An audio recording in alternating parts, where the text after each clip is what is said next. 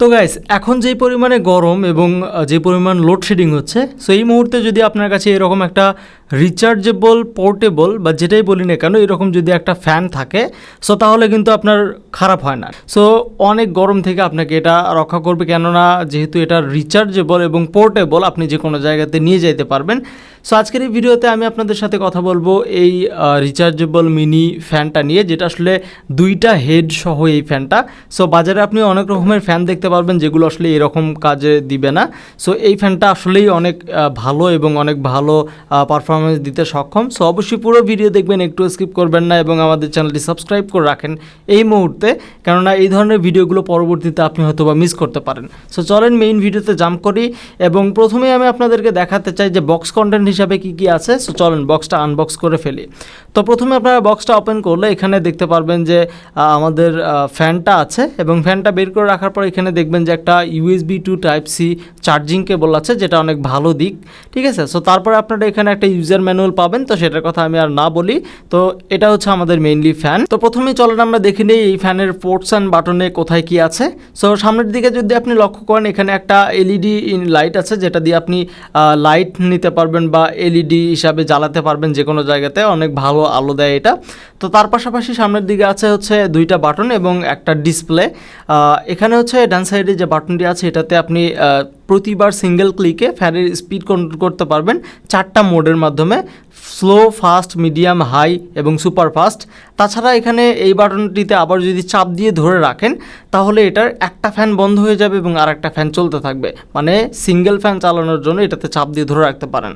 এবং বাম সাইডে যে বাটনটা আছে এটাতে যদি একবার ক্লিক করেন LED লাইটটা জ্বলে উঠবে এবং দ্বিতীয়বার যদি ক্লিক করেন লাইটটা বন্ধ হয়ে যাবে।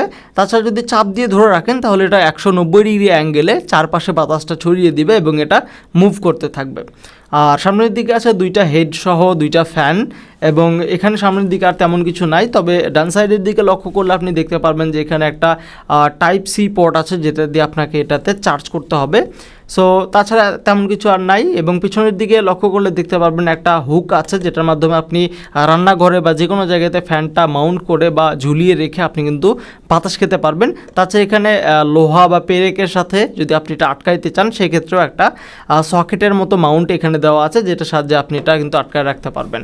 এবং পিছনের দিকে থাকছে সরাসরি যেরকম মোটর এবং একটা স্টিকার, যেখানে আসলে এটা ডিটেলসে লেখা আছে, সেগুলো আপনি দেখতে পারেন। আর এখানে অনেক ভালো এবং সুপার ফাস্ট কোয়ালিটির মোটর ব্যবহার করা হয়েছে, যেটা কিনা ব্রাসলেস মোটর। এখানে সাউন্ড কোয়ালিটি আপনি বুঝতে পারবেন না, মানে এটা জিরো নয়েজ বলা যেতে পারে, কোনো রকমের নয়েজ হবে না, জাস্ট বাতাস আপনি এখান থেকে ফিল করতে পারবেন। তো এবার যদি আমরা এই ফ্যানের বাতাসের যে কোয়ালিটি বা হচ্ছে ব্যাটারি ব্যাকআপ এগুলো নিয়ে যদি কথা বলি, সো এটার বাতাসের যে কোয়ালিটি বা এয়ার কন্ডিশন, যেটা মানে এয়ার ফ্লোটা, সেটা কিন্তু অনেক ভালো। আপনি হচ্ছে রাতে ঘুমানোর জন্য আমি মনে করি যে এইটুকু এয়ার ফ্লো আপনার জন্য যথেষ্ট পরিমাণ বেশি এয়ার ফ্লো হয়। যে আমি প্রথমেই বলেছি যে এটা কিন্তু 4টা স্পিডটা কন্ট্রোল করা যায় 4টা মোডে আর কি। সো সেই জন্য আসলে আমি বলবো যে এটা আসলে অনেক ভালো একটা সিস্টেম। আপনার যেরকম যতটুকু বাতাস প্রয়োজন আপনি সেভাবে কিন্তু এটা সেট করতে পারবেন। আর যেহেতু এটার হচ্ছে মাথাটা আপনি যে কোনো দিকে আপনি হচ্ছে সেট আপ করে রাখতে পারবেন বা মুভ করাইতে পারবেন, আপনার যেরকম ইচ্ছা সেভাবে আপনি কিন্তু মাথাটা উপরের দিকে, নিচের দিকে বা ডান দিকে, বাম দিকে, যেভাবে ইচ্ছা সেভাবে কিন্তু আপনি এটার মাথাটা মুভমেন্ট করে রাখতে পারবেন এবং সেই সিস্টেমেই কিন্তু এটার বাতাসটা ফ্লো হতে থাকবে।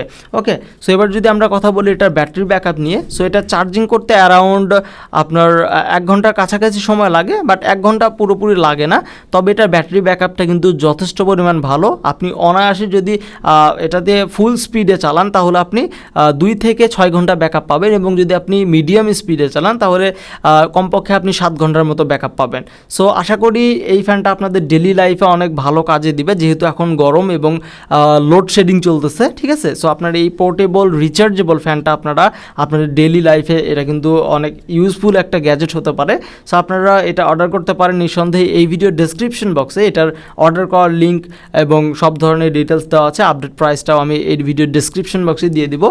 আর এই ফ্যানের কোয়ালিটির আসলে যে বিল্ড কোয়ালিটি সেটা হচ্ছে ABS প্লাস্টিক দিয়ে তারা তৈরি করেছে, যার ফলে এখানে আপনার কোনো রকমের সন্দেহ নাই, এটার কোয়ালিটি অনেকটাই ভালো এবং যে ফিনিশিংটা সেটাও কিন্তু যথেষ্ট পরিমাণ জোস, ঠিক আছে।